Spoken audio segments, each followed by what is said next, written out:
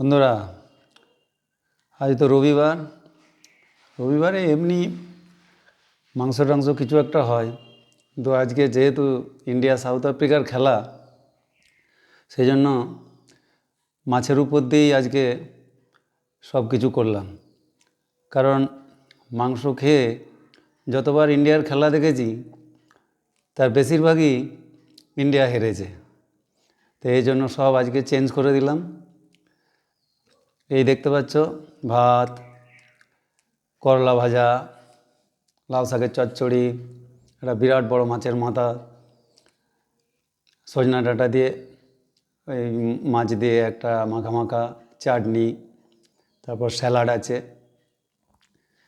তো একটু দেরি হয়ে গেল আজকে। ওই খেয়ে দিয়ে একটু রেস্ট নিয়ে এবার ইন্ডিয়া সাউথ আফ্রিকার খেলা দেখতে বসে যাব। আপনারাও সাপোর্ট করুন, আমিও সাপোর্ট করছি যেন ইন্ডিয়া জেতে। জয় হিন্দ।